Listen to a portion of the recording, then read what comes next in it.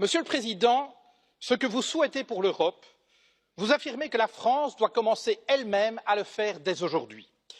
Votre action en France raconte une toute autre histoire, une histoire qui met à mal la devise de votre pays, liberté, égalité, fraternité. Où est la liberté?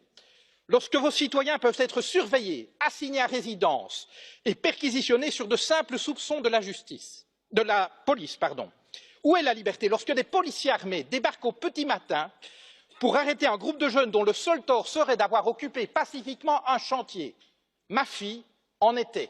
Elle fut emmenée devant son fils de 2 ans, loin de chez elle, pour subir pendant toute une journée un interrogatoire. Dans votre France, l'état de droit garant de nos libertés s'éloigne jour après jour.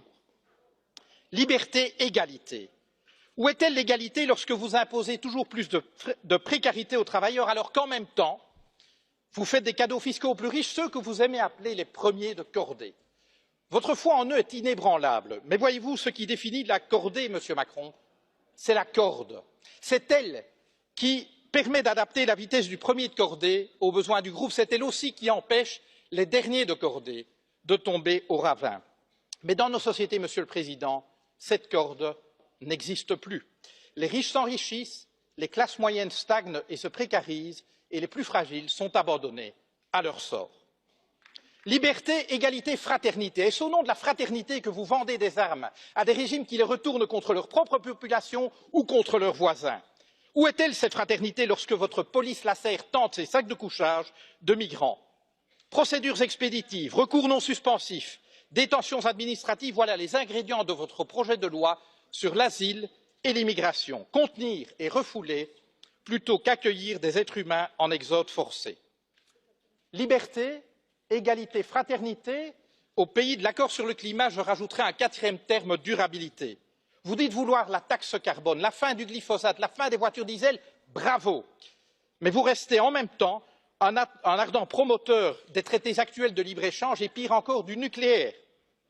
Alors, vous avez permis, contrairement à votre prédécesseur, l'adoption par l'Union européenne d'une définition totalement laxiste des perturbateurs endocriniens. Alors, vous avez eu le courage de mettre un terme à ce projet insensé d'aéroport à Notre-Dame-des-Landes, mais c'est pour, dans la foulée, écraser dans la violence les projets de celles et ceux qui inventent depuis des années une manière différente de vivre.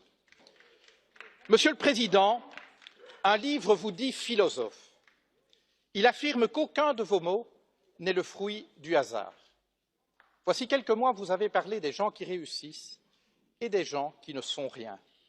Vous n'avez pas dit des gens qui ne font rien ou des gens qui n'ont rien. Vous avez parlé des gens qui ne sont rien.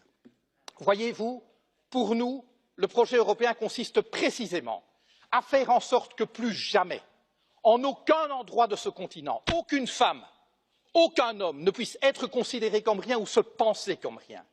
Car considérer des êtres humains comme rien, c'est permettre de leur faire subir n'importe quoi, et cela, nous ne l'accepterons jamais.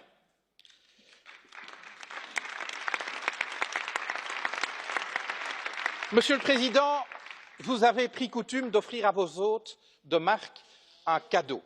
Permettez-moi de faire de même. Je vous offre cette corde d'escalade, symbole de la cordée à laquelle vous semblez tenir. Je vous dirai ceci. Chaque fois que vous ferez avancer la cause de la liberté, de l'égalité et de la fraternité en Europe, chaque fois que vous agirez pour une Europe plus juste, plus durable et plus démocratique, nous serons à vos côtés. À défaut, vous nous trouverez sur votre route. Je vous remercie.